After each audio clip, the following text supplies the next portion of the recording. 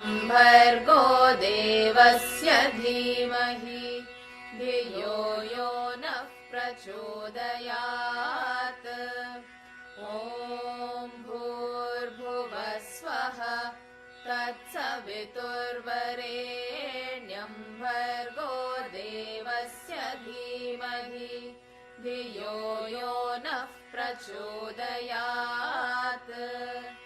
ॐ भूर्भुवः स्वः तत्सवितुर्वरेण्यं भर्गो देवस्य धीमहि धियो यो नः प्रचोदयात्। ॐ भूर्भुवः स्वः तत्सवितुर्वरेण्यं भर्गो देवस्य धीमहि धियो यो नः प्रचोदयात्।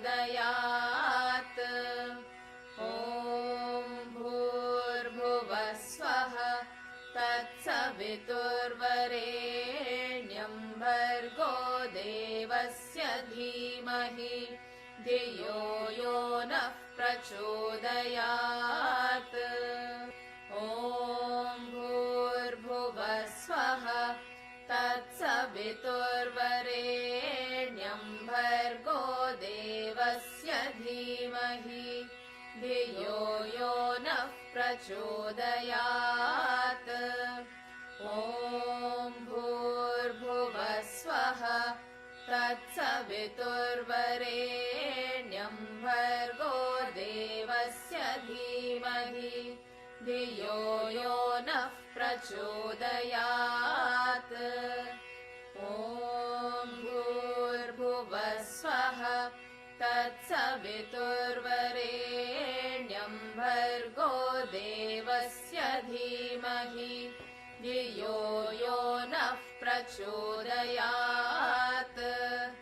ॐ भूर्भुवः स्वः तत्सवितुर्वरेण्यं भर्गो देवस्य धीमहि धियो यो नः प्रचोदयात्।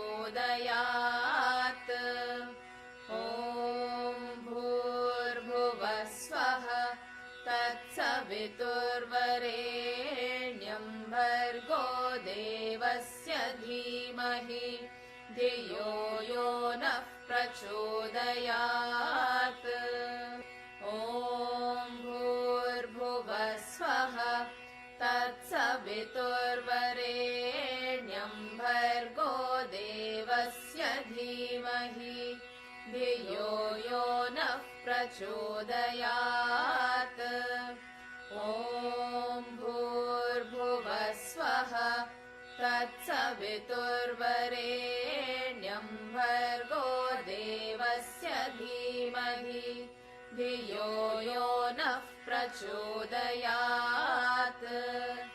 ॐ भूर्भुवः स्वः तत्सवितुर्वरेण्यं भर्गो देवस्य धीमहि धियो यो नः प्रचोदयात्। ॐ भूर्भुवः स्वः तत्सवितुर्वरेण्यं भर्गो देवस्य धीमहि धियो यो नः प्रचोदयात्।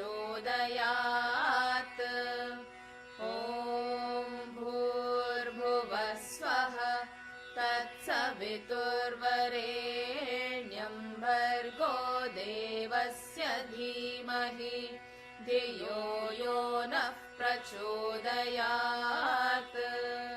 ॐ भूर्भुवः स्वः तत्सवितुर्वरेण्यं भर्गो देवस्य धीमहि धियो यो नः प्रचोदयात्।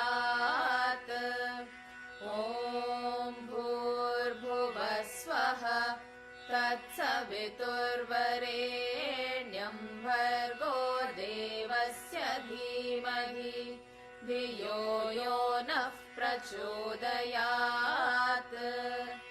ॐ भूर्भुवः स्वः तत्सवितुर्वरेण्यं धियो यो नः प्रचोदयात् ॐ भूर्भुवः स्वः तत्सवितुर्वरेण्यं भर्गो देवस्य धीमहि धियो यो नः प्रचोदयात् ॐ भूर्भुवः स्वः तत्सवितुर्वरेण्यं भर्गो देवस्य धीमहि धियो यो नः प्रचोदयात् ॐ भूर्भुवः स्वः तत्सवितुर्वरेण्यं भर्गो देवस्य धीमहि धियो यो नः प्रचोदयात् ॐ भूर्भुवः स्वः तत्सवितुर्वरेण्यं भर्गो देवस्य धीमहि धियो यो नः प्रचोदयात् ॐ भूर्भुवः स्वः तत्सवितुर्वरेण्यं भर्गो देवस्य धीमहि धियो यो नः प्रचोदयात् ॐ भूर्भुवः स्वः तत्सवितुर्वरेण्यं भर्गो देवस्य धीमहि धियो यो नः प्रचोदयात् ॐ भूर्भुवः स्वः तत्सवितुर्वरेण्यं भर्गो देवस्य धीमहि धियो यो नः प्रचोदयात् ॐ भूर्भुवः स्वः तत्सवितुर्वरेण्यं भर्गो देवस्य धीमहि धियो यो नः प्रचोदयात्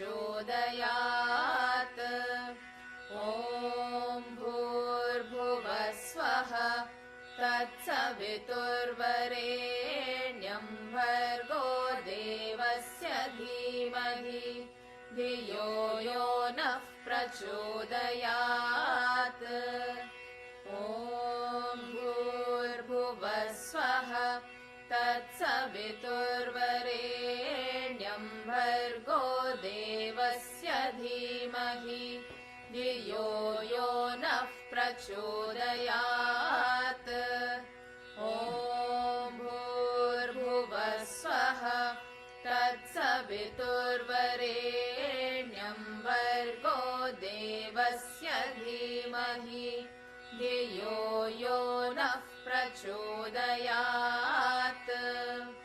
ॐ भूर्भुवः स्वः तत्सवितुर्वरेण्यं भर्गो देवस्य धीमहि धियो यो नः प्रचोदयात्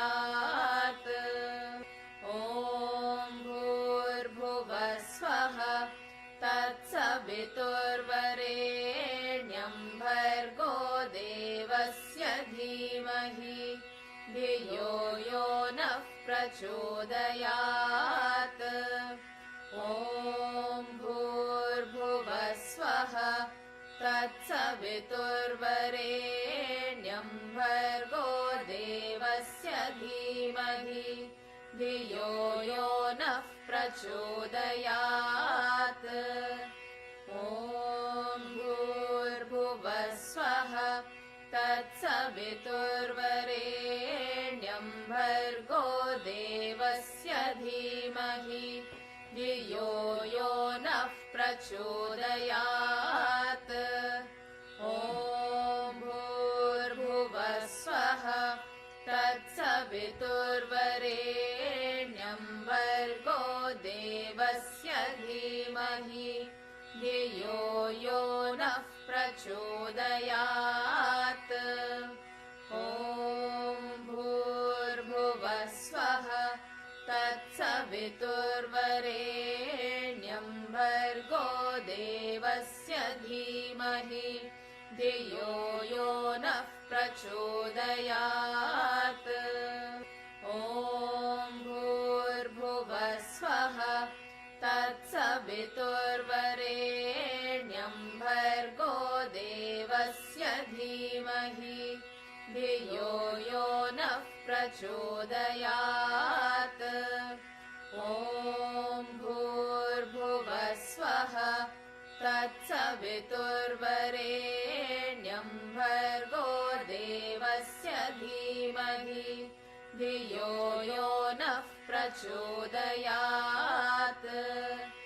ॐ भूर्भुवः स्वः तत्सवितुर्वरेण्यं भर्गो देवस्य धीमहि धियो यो नः प्रचोदयात्। ॐ भूर्भुवः स्वः तत्सवितुर्वरेण्यं भर्गो देवस्य धीमहि धियो यो नः प्रचोदयात्। ॐ भूर्भुवः स्वः तत्सवितुर्वरेण्यं भर्गो देवस्य धीमहि धियो यो नः प्रचोदयात्। ॐ भूर्भुवः स्वः तत्सवितुर्वरेण्यं भर्गो देवस्य धीमहि धियो यो नः प्रचोदयात्। ॐ भूर्भुवः स्वः तत्सवितुर्वरेण्यं भर्गो देवस्य धीमहि धियो यो नः प्रचोदयात्। ॐ भूर्भुवः स्वः तत्सवितुर्वरेण्यं भर्गो देवस्य धीमहि धियो यो नः प्रचोदयात्। ॐ भूर्भुवः स्वः तत्सवितुर्वरेण्यं भर्गो देवस्य धीमहि धियो यो नः प्रचोदयात्। ॐ भूर्भुवः स्वः तत्सवितुर्वरेण्यं भर्गो देवस्य धीमहि धियो यो नः प्रचोदयात्। ॐ भूर्भुवः स्वः तत्सवितुर्वरेण्यं भर्गो देवस्य धीमहि धियो यो नः प्रचोदयात्। ॐ भूर्भुवः स्वः तत्सवितुर्वरेण्यं भर्गो देवस्य धीमहि धियो यो नः प्रचोदयात्। ॐ भूर्भुवः स्वः तत्सवितुर्वरेण्यं भर्गो देवस्य धीमहि धियो यो नः प्रचोदयात्। ॐ भूर्भुवः स्वः तत्सवितुर्वरेण्यं भर्गो देवस्य धीमहि धियो यो नः प्रचोदयात्। ॐ भूर्भुवः स्वः तत्सवितुर्वरेण्यं भर्गो देवस्य धीमहि धियो यो नः प्रचोदयात्। ॐ भूर्भुवः स्वः तत्सवितुर्वरेण्यं भर्गो देवस्य धीमहि धियो यो नः प्रचोदयात्। ॐ भूर्भुवः स्वः तत्सवितुर्वरेण्यं भर्गो देवस्य धीमहि धियो यो नः प्रचोदयात् ॐ भूर्भुवः स्वः तत्सवितुर्वरेण्यं भर्गो देवस्य धीमहि धियो यो नः प्रचोदयात् ॐ भूर्भुवः स्वः तत्सवितुर्वरेण्यं भर्गो देवस्य धीमहि धियो यो नः प्रचोदयात् ॐ भूर्भुवः स्वः तत्सवितुर्वरेण्यं भर्गो देवस्य धीमहि धियो यो नः प्रचोदयात् ॐ भूर्भुवः स्वः तत्सवितुर्वरेण्यं भर्गो देवस्य धीमहि धियो यो नः प्रचोदयात् ॐ भूर्भुवः स्वः तत्सवितुर्वरेण्यं भर्गो देवस्य धीमहि धियो यो नः प्रचोदयात् ॐ भूर्भुवः स्वः तत्सवितुर्वरेण्यं भर्गो देवस्य धीमहि धियो यो नः प्रचोदयात् ॐ भूर्भुवः स्वः तत्सवितुर्वरेण्यं भर्गो देवस्य धीमहि धियो यो नः प्रचोदयात्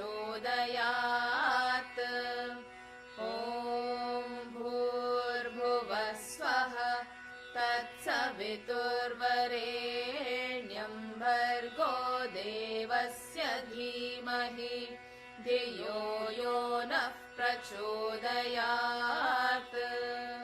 ॐ भूर्भुवः स्वः तत्सवितुर्वरेण्यं भर्गो देवस्य धीमहि धियो यो नः प्रचोदयात् ॐ भूर्भुवः स्वः तत्सवितुर्वरेण्यं भर्गो देवस्य धीमहि धियो यो नः प्रचोदयात् ॐ भूर्भुवः स्वः तत्सवितुर्वरेण्यं भर्गो देवस्य धीमहि धियो यो नः प्रचोदयात् ॐ भूर्भुवः स्वः तत्सवितुर्वरेण्यं भर्गो देवस्य धीमहि धियो यो नः प्रचोदयात् ॐ भूर्भुवः स्वः तत्सवितुर्वरेण्यं भर्गो देवस्य धीमहि धियो यो नः प्रचोदयात् ॐ भूर्भुवः स्वः तत्सवितुर्वरेण्यं भर्गो देवस्य धीमहि धियो यो नः प्रचोदयात् ॐ भूर्भुवः स्वः तत्सवितुर्वरेण्यं भर्गो देवस्य धीमहि धियो यो नः प्रचोदयात् ॐ भूर्भुवः स्वः तत्सवितुर्वरेण्यं भर्गो देवस्य धीमहि धियो यो नः प्रचोदयात् ॐ भूर्भुवः स्वः तत्सवितुर्वरेण्यं भर्गो देवस्य धीमहि प्रचोदयात्। ॐ भूर्भुवः स्वः तत्सवितुर्वरेण्यं भर्गो देवस्य धीमहि धियो यो नः प्रचोदयात्। ॐ भूर्भुवः स्वः तत्सवितुर्वरेण्यं भर्गो देवस्य धीमहि धियो यो नः प्रचोदयात्। ॐ भूर्भुवः स्वः तत्सवितुर्वरेण्यं भर्गो देवस्य धीमहि धियो यो नः प्रचोदयात्। ॐ भूर्भुवः स्वः तत्सवितुर्वरेण्यं भर्गो देवस्य धीमहि धियो यो नः प्रचोदयात्। ॐ भूर्भुवः स्वः तत्सवितुर्वरेण्यं भर्गो देवस्य धीमहि धियो यो नः प्रचोदयात्। ॐ भूर्भुवः स्वः तत्सवितुर्वरेण्यं भर्गो देवस्य धीमहि धियो यो नः प्रचोदयात्। ॐ भूर्भुवः स्वः तत्सवितुर्वरेण्यं भर्गो देवस्य धीमहि धियो यो नः प्रचोदयात्। ॐ भूर्भुवः स्वः तत्सवितुर्वरेण्यं भर्गो देवस्य धीमहि धियो यो नः प्रचोदयात्। ॐ भूर्भुवः स्वः तत्सवितुर्वरेण्यं भर्गो देवस्य धीमहि धियो यो नः प्रचोदयात्। ॐ भूर्भुवः स्वः तत्सवितुर्वरेण्यं भर्गो देवस्य धीमहि धियो यो नः प्रचोदयात्। ॐ भूर्भुवः स्वः तत्सवितुर्वरेण्यं भर्गो देवस्य धीमहि धियो यो नः प्रचोदयात्। ॐ भूर्भुवः स्वः तत्सवितुर्वरेण्यं भर्गो देवस्य धीमहि धियो यो नः प्रचोदयात्। ॐ भूर्भुवः स्वः तत्सवितुर्वरेण्यं भर्गो देवस्य धीमहि धियो यो नः प्रचोदयात्। ॐ भूर्भुवः स्वः तत्सवितुर्वरेण्यं भर्गो देवस्य धीमहि धियो यो नः प्रचोदयात्।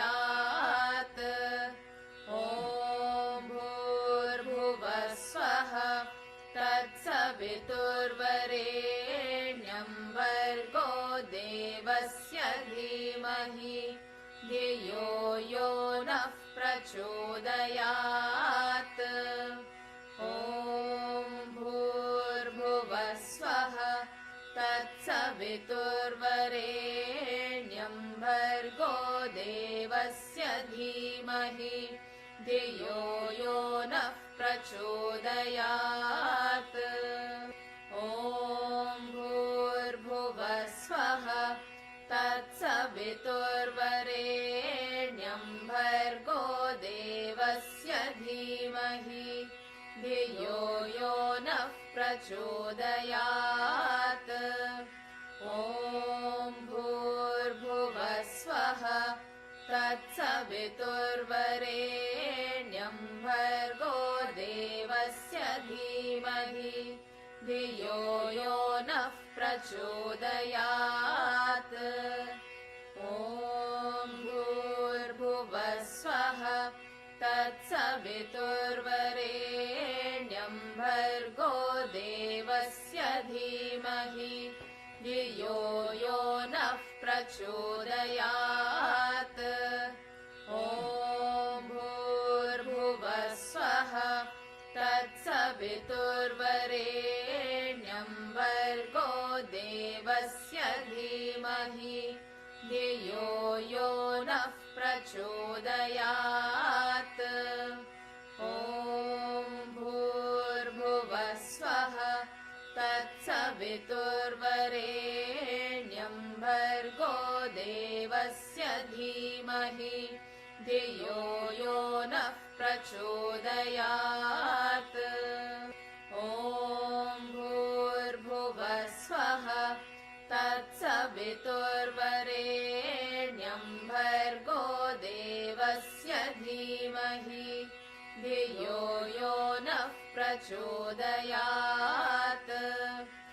ॐ भूर्भुवः स्वः तत्सवितुर्वरेण्यं भर्गो देवस्य धीमहि धियो यो नः प्रचोदयात् ॐ भूर्भुवः स्वः तत्सवितुर्वरेण्यं भर्गो देवस्य धीमहि धियो यो नः प्रचोदयात् ॐ भूर्भुवः स्वः तत्सवितुर्वरेण्यं भर्गो देवस्य धीमहि धियो यो नः प्रचोदयात् ॐ भूर्भुवः स्वः तत्सवितुर्वरेण्यं भर्गो देवस्य धीमहि धियो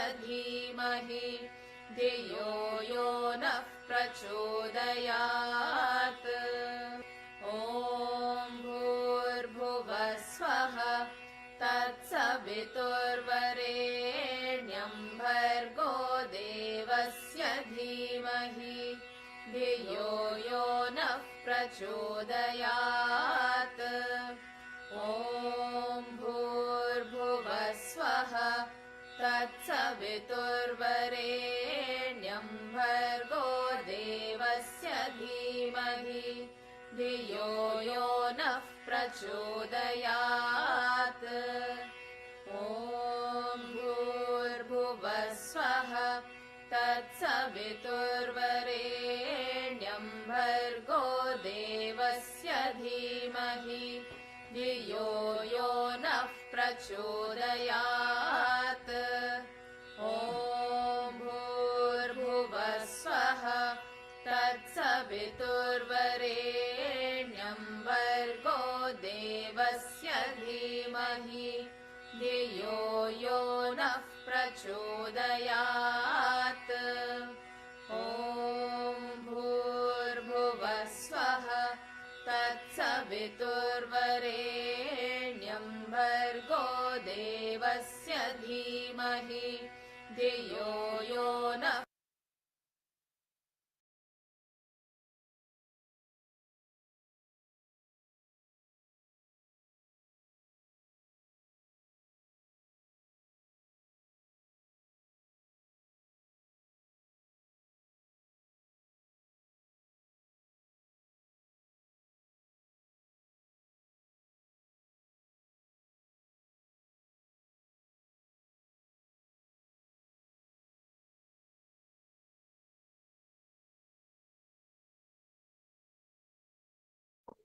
नमस्ते मास्टर्स। माहौतर बाबा जी माता जी की एनर्जी के साथ कनेक्ट होके सिद्धाश्रम में hello masters Mahavatar Babaji Mataji energy యొక్క This meeting is energy being statement. recorded. కూర్చుని ఉన్నాము. मरकबा स्टार एक्टिवेट हुआ है। మర్కబా वहाँ స్టార్ पे యాక్టివేట్ మాస్టర్స్. बैठना है। మనం ఆ సర్కిల్లో కూర్చొని ఉన్నాము.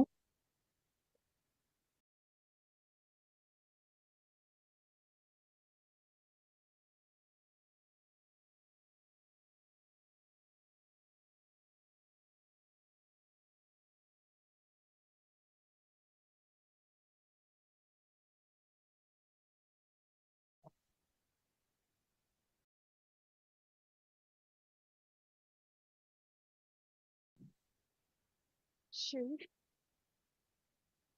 पार्वती, चामुंडा శివ, देवी की పార్వతి, చాముండా के साथ साथ ఎనర్జీ, महाकाली की एनर्जी మహాకాళి యొక్క ఎనర్జీ కూడా కనెక్ట్ అయింది మాస్టర్. कनेक्ट हो रही है।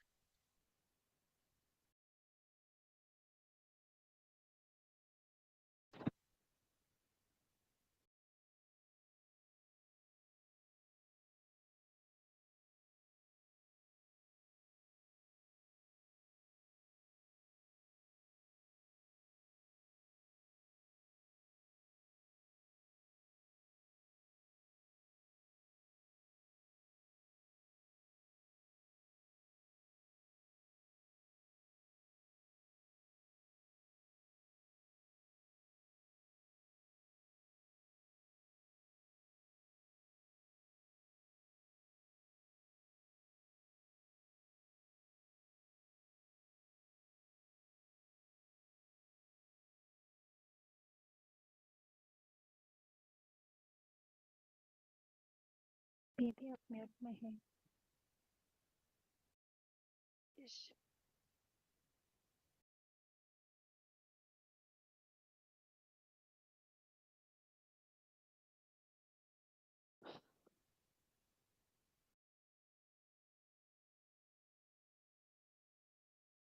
टिलबोन से सेकंड चक्रा की तरफ, सेकंड चक्रा से मून चक्रा से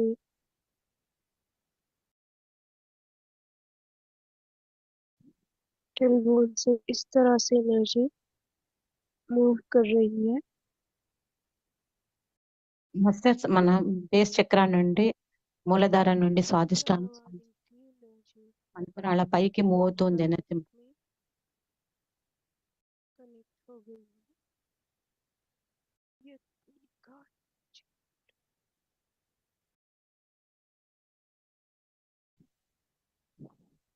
మనకి శివ పార్వతులతో పాటు కాళికాదేవి ఎనర్జీ కూడా కనెక్ట్ అయింది మాస్టర్స్. మన బ్రీతింగ్ మీద ఫోకస్ పెట్టి మన స్పైన్ లోంచి మనం గమనిస్తుండండి, ఎనర్జీస్ కింద నుండి పైకి మూవ్ అవుతూ ఉన్నాయి.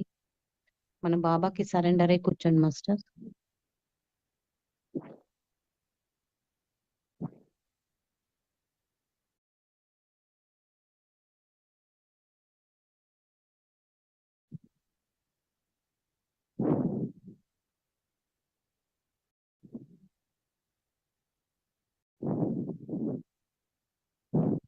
మన ఫోకస్ స్పైన్ మీద పెట్టండి.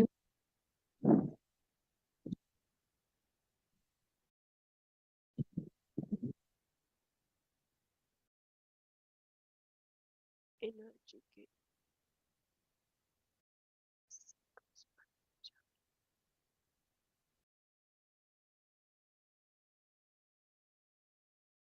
एनर्जी के सर्कल्स बनते जा रहे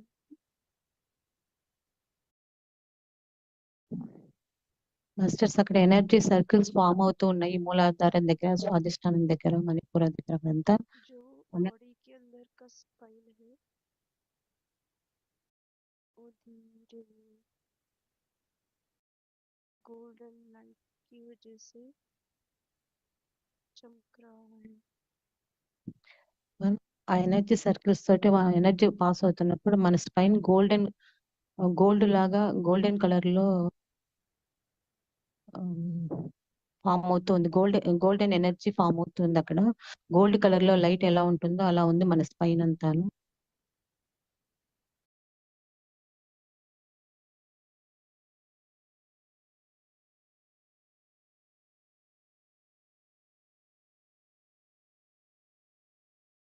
और बॉडी के हाइट और विड्थ के जितना सर्कल बनता जा रहा है धीरे धीरे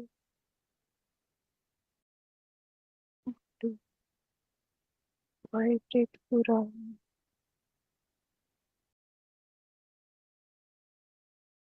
మన శరీరం మొత్తమును కింద నుండి సర్కిల్స్ ఫామ్ అవుతూ ఉన్నాయి. కింద నుండి పై వరకు ఫుల్ బాడీ ఫుల్ గా ఒక ఎనర్జీ సర్కిల్స్ ఫామ్ అవుతూ ఉన్నాయి. ఒక మనకి సెక్యూరిటీ లాగా మనం బాడీ చుట్టూ రక్షణ కవచం ఎలా ఉంటుందో అలాగా సర్కిల్స్ ఫామ్ అవుతున్నాయి బాడీ చుట్టూ.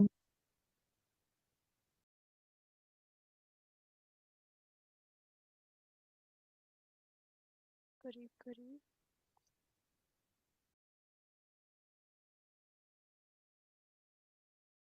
ये जो सर्कल बनता जा रहा है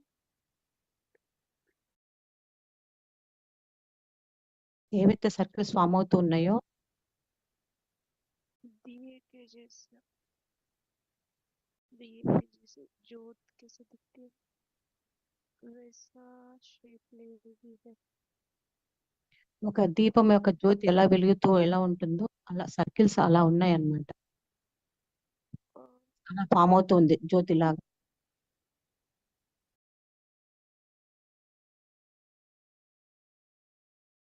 कमल के सेंटर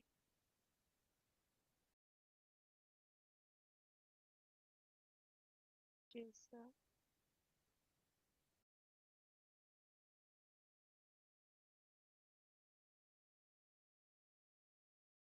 కమలం యొక్క సెంటర్ యొక్క एक एक पेटल खिलता जा रहा है.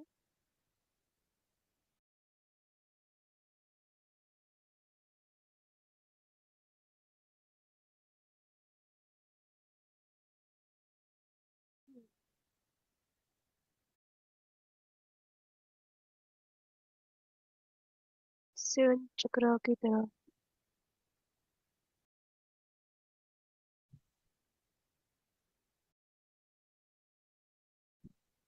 సెవెంత్ చక్ర వైపు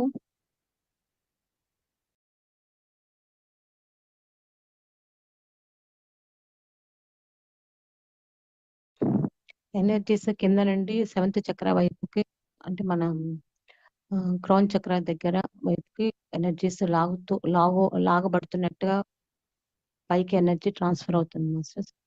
పైకి వెళ్తూ ఉన్నాయి ఎనర్జీస్ గమనిస్తూ ఉండండి.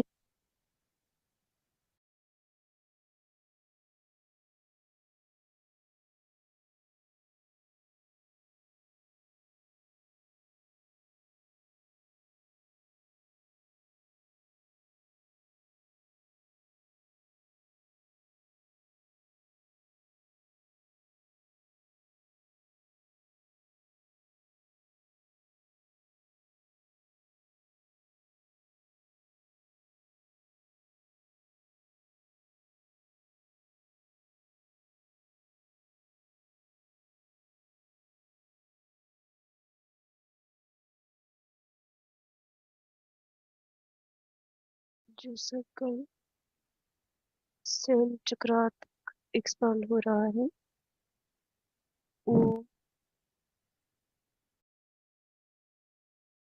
మన 7th చక్ర దగ్గర సర్కిల్ ఎక్స్పాండ్ साइड में अब गोल्डन स्नेक जैसे उसने पूंछ को मुंह में रखा हुआ था उसके ऊपर का ही कवर निकल रहा हो उससे दिखा रहे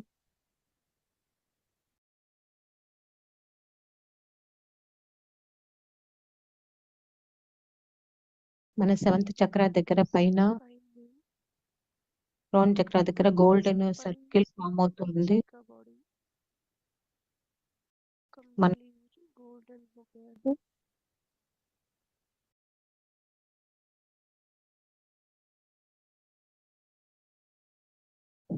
మన స్పైన్ బ్యాక్ సైడ్ లో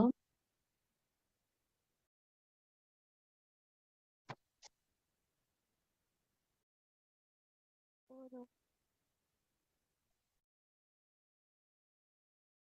ब्रह्मरंध्र से एक सूरज जैसा क्रिस्टल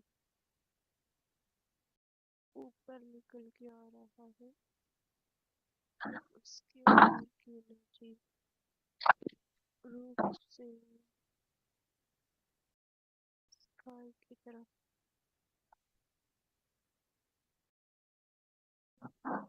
మన స్పైన్ బ్యాక్ సైడ్ లో నుంచి ఎనర్జీస్ స్కల్ వైపుకి గోల్డెన్ కలర్ ఎనర్జీస్ ఫామ్ అవుతున్నాయి यति ने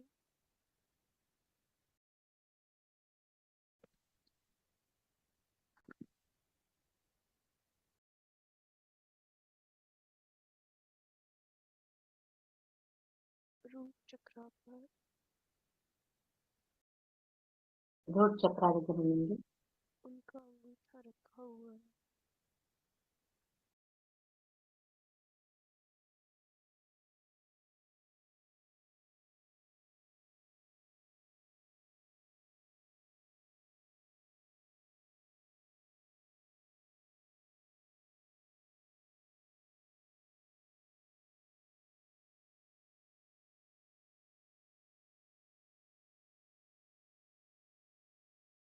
अब तक जो यति दिखते थे ना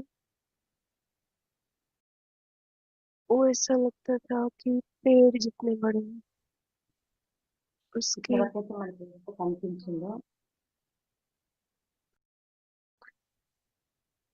जैसे 1.5-2 सेंटीमीटर लंबा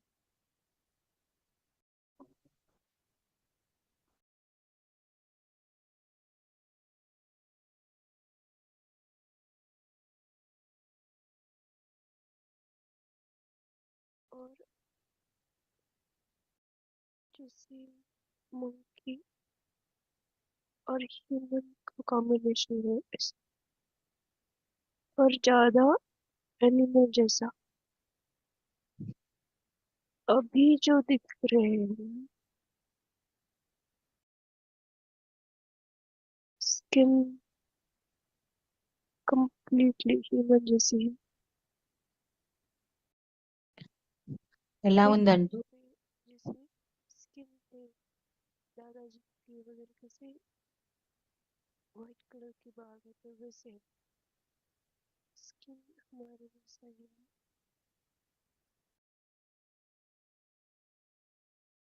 స్కిన్ మనిషి శరీరం లాగా ఉంది और కానీ చూడడానికి ఒక జంతు షేప్ లో एक జంతు షేప్ पहाड़ లో जितना बड़ा उनका बॉडी पहाड़ जितना శరీరం ఎంత పెద్దగా ఉందంటే ఒక కొండలాగా ఒక కొండలు పెద్ద పెద్దగా ఉంటాయి కదా ఆ శరీరం అంత పెద్దదిగా ఉంది కానీ చర్మం మటుకు మనిషి శరీరంలా वो ఉంది कनेक्ट हो रहे हैं ना కానీ చూడడానికి ह्यूमन జంతు షేప్ లో కనిపిస్తుంది पूरा बॉडी वाइब्रेट होता है ఈ బాడీ అంతా వైబ్రేట్ అవుతుంది इतना एनर्जी है उनका ఎంత ఎనర్జీ అంటే తనది ఫుల్ బాడీ అంతా ఎనర్జీకి వైబ్రేట్ అవుతూ ఉంది బాడీ ఫుల్ గా వైబ్రేషన్ తెలుస్తుంది, ఎనర్జీ యొక్క వైబ్రేషన్.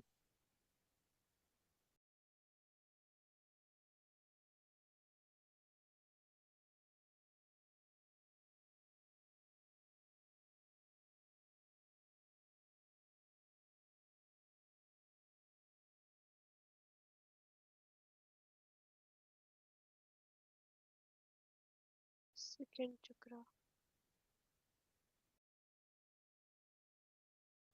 genital की तरफ, సెకండ్ చక్ర జెనెటిక్ వైపు, abdomen,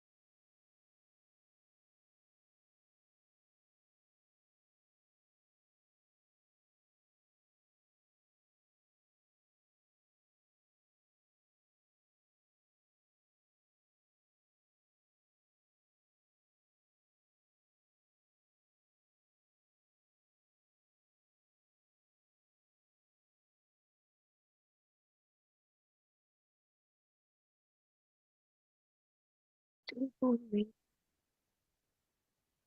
టెయిల్ బోన్ లో,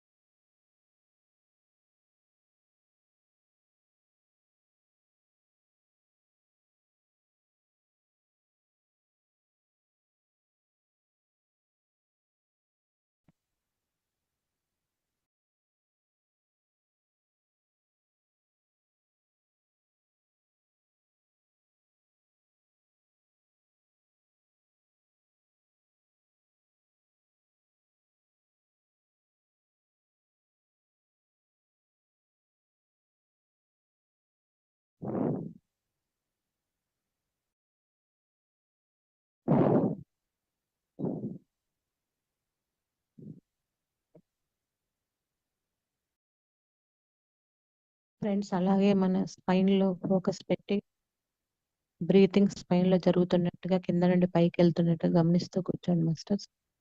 దాని మీద ఫోకస్ పెట్టి ఉండండి, సరెండర్ అయిపోయి బాబాజీకి.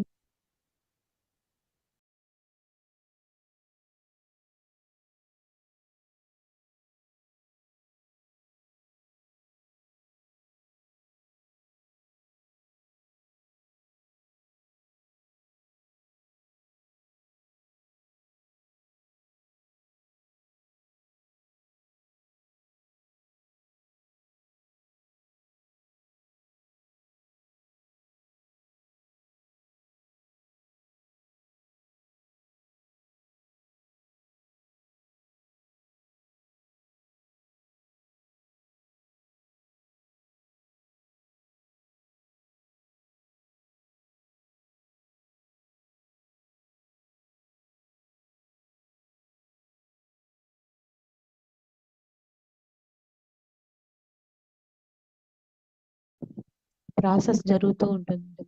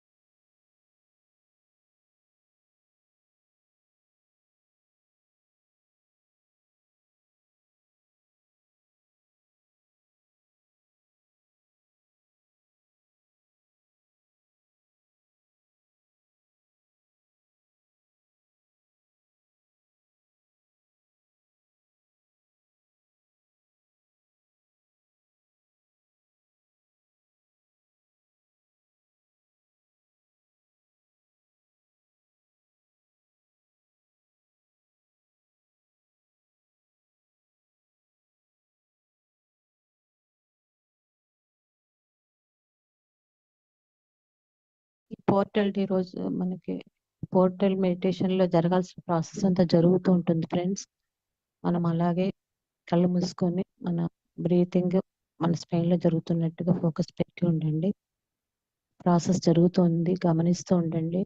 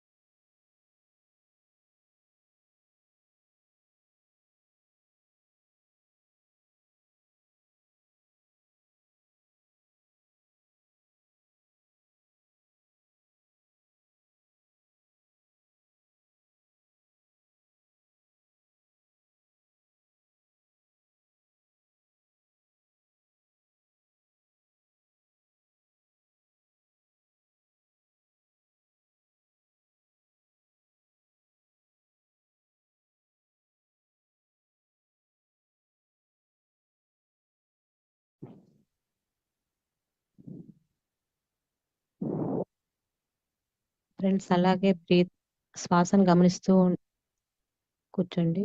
ప్రాసెస్ జరుగుతూ ఉంది.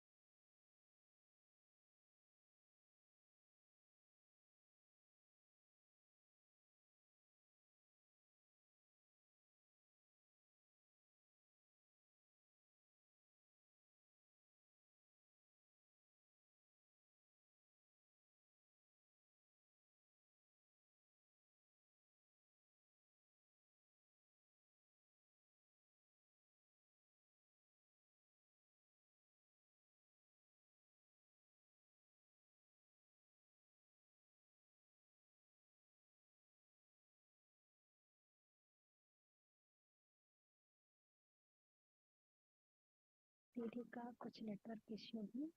सांस के तरफ ध्यान दीजिए मास्टर। मेडिटेशन में बैठ जाइए।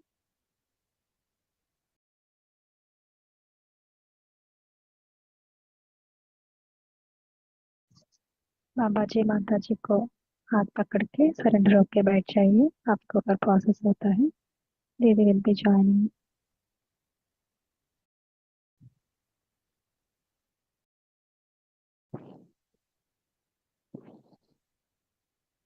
మాస్టర్స్ బాబాజీకి మాతాజీకి మన సరెండర్ అయి కూర్చున్నామంటే ప్రాసెస్ జరుగుతూ ఉంటుంది. దీది యొక్క నెట్వర్క్ సరిలేకపోవడం వల్ల డిస్కనెక్ట్ అయింది. కనెక్ట్ అవుతారు. దీది ప్రాసెస్ జరుగుతూ ఉంటుంది మాస్టర్. మనం మన శ్వాస మీద ధ్యాస పెట్టి స్పైన్ లో శ్వాస జరుగుతున్నట్టు గమనిస్తూ కూర్చుందాం.